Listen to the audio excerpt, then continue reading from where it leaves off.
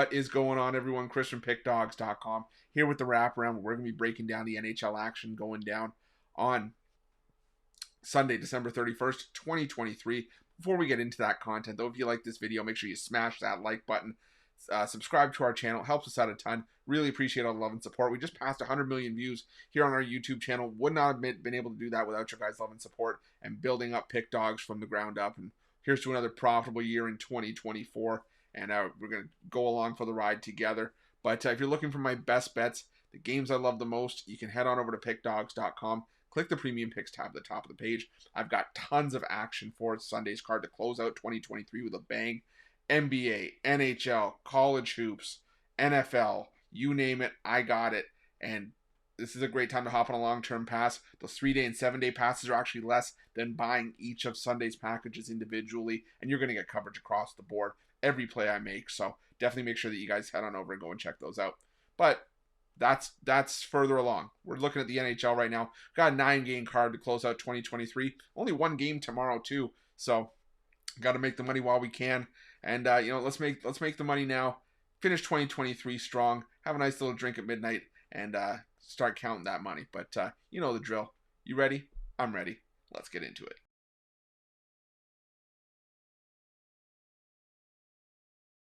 Our first game on Sunday's card is an afternoon matchup between the Minnesota Wild and the Winnipeg Jets from the XL Energy Center. It's the second half of the back-to-back home and home in consecutive days. It's a bit of a tricky spot for both teams, but I'm going to go with the Minnesota Wild here. You know, the Minnesota Wild, they tend to play their better hockey at home, and that was the only reason why we were back in the Winnipeg Jets on Saturday. They were playing some solid hockey, the Winnipeg Jets were, and they still have been. 7 wins in their last 10 games, points in 9 of their last 10.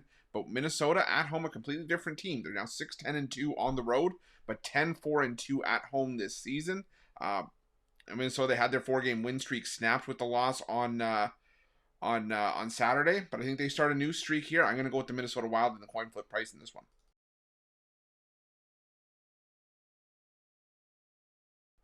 Next, we head to the Little Caesars Arena where the Boston Bruins visit the Detroit Red Wings. And the Detroit Red Wings, maybe they have Boston's number this season. I mean, they've won each of the last 2 meetings, and they won them convincingly 5-4 and 5-2 in the month of November. And Boston has looked a little bit vulnerable as of late. However, the Detroit Red Wings have looked even more vulnerable. Sure, they beat the Nashville Predators on Friday, but they've still lost 7 of their last 10 games. And they've just really been struggling to sort of keep pace and sort of keep up that pace they had to start the year, and you know where they got off to such a strong start. Still have a winning record at home, 10-6-3, but the Boston Bruins 10-5-3 on the road, pretty much playing well wherever they've gone. They picked up back-to-back wins to sort of get themselves back on track, and we're not going to get this kind of price with the Boston Bruins in this kind of matchup for much longer. So I'm going to take the Boston Bruins. I think we're catching them at the right time, so give me Boston here.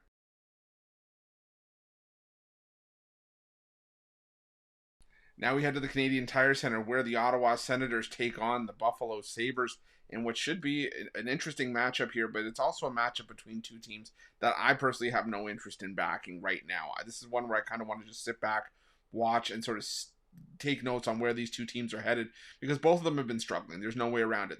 Ottawa's lost 7 of the last 9 games. Buffalo's been wildly inconsistent. They've lost 4 of 6. And both, they're able to put up, goals and find a way to win here and there, but again, it's just hard to trust them more often than not. But a big reason as to why both have been struggling has been, for the most part, the goaltending, and I think that's why I'm taking the over 6.5 here. Again, I just don't trust the goaltending really on either side in this matchup. The first meeting this season saw a 6-4 win for the Sabres in Ottawa. Normally, these have been lower scoring matchups in years past. We actually had 7 straight unders coming into this season, but I think the tide is turning. I think the goaltending, like I said, is just very, very questionable in these two locker rooms right now. So give me the over 6.5 in this one.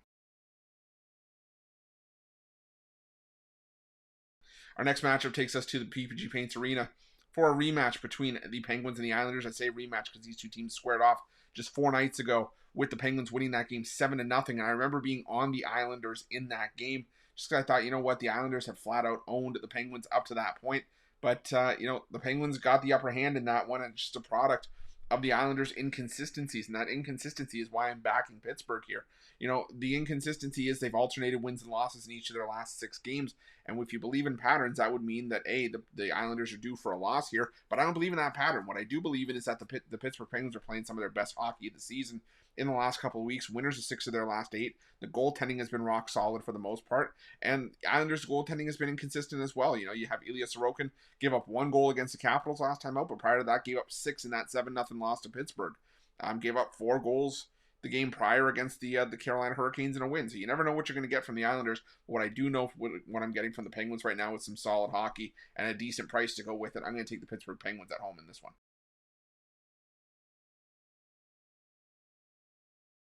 Now we head to the Amalie Arena, where the Tampa Bay Lightning take on the Montreal Canadiens, and you know, Montreal, they fell apart against the Florida Panthers, giving up 3 goals in that third period to lose 4-1. And now they got to pick up the pieces and head to Tampa Bay against a Tampa Bay team that, has lost back-to-back games, but they've lost them against some of the best teams in the NHL. Lost 3-2 to the Panthers, and then last time out yesterday on the 30th, losing to the Rangers 5-1. But now I think the Lightning have a good shot at bouncing back here. You know, even if we see back up here in Jonas Johansson make his first start in quite a while, I just think that the Tampa Bay Lightning hold the edge here. Tampa Bay head-to-head with Montreal has won 7 of the last 9 meetings. They've scored 5 goals in each of their last 5 victories against the Canadiens, and you know the Lightning just have the better units across the board. Stronger power play, 29.6% power play unit, one of the best in the NHL. While Montreal's power play around 18.4%. And they have the stronger penalty kill as well. So I just think the Lightning have the edge across the board here. I'm taking Tampa Bay on the puck line.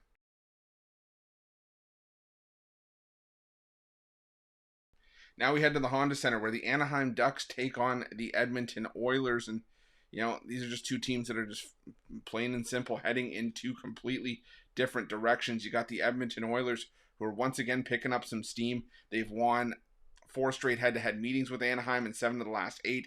4 straight games overall in their own record books, all on the road.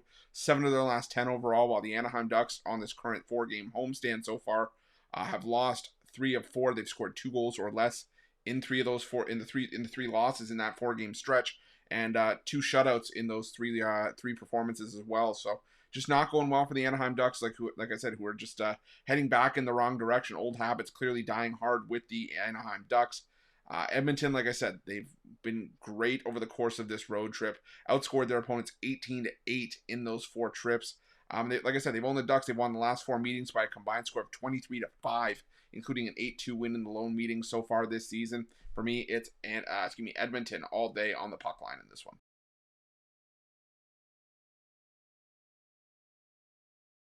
Next, we head to the Scotiabank Saddledome, where the Calgary Flames host the Philadelphia Flyers.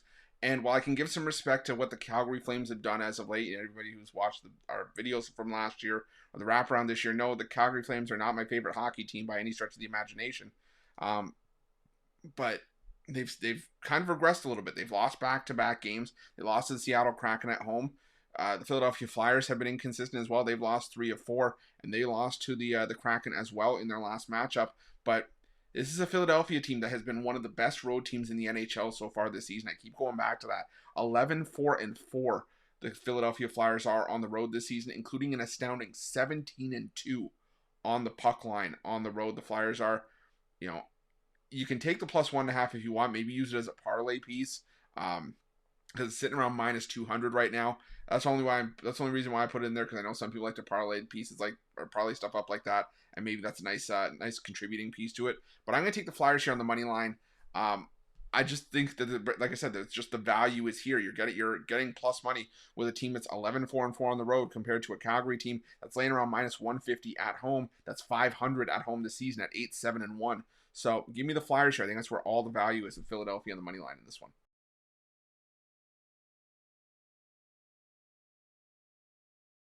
Now we head to the Ball Arena for the Colorado Avalanche versus San Jose Sharks matchup, and yeah, don't blink. This is where the price is, but I guess you shouldn't probably be surprised for this kind of price with the San Jose Sharks involved, especially on the road where they've regressed back to the San Jose Sharks from earlier this season. They've lost 7 straight games overall. They've scored 2 goals or less in 6 of those 7 games, and they've actually lost 6 straight meetings by 2+. Colorado starting to get back into form. They've won 6 of their last 9 games. They've won 5 straight at home. 4 of those wins have come by 2 or more goals. And head-to-head between these two teams, it's been all Colorado. They've won the last 8 meetings in this one, in this head-to-head matchup. 6 of those by 2 or more goals, with a combined score of 43-15 in those 8 matchups. For me, it's Avalanche minus 1.5 or nothing. You might have to take minus 2.5 to get any sort of value here, but again, maybe another parlay piece is taking the Avs on the puck line in this one. And our final game on Sunday's card takes us to the American Airlines Center, where the Dallas Stars take on the Chicago Blackhawks. And this is another matchup where we're seeing a home, or I shouldn't say a home and home, but a back-to-back situation. Both these games being played in Dallas.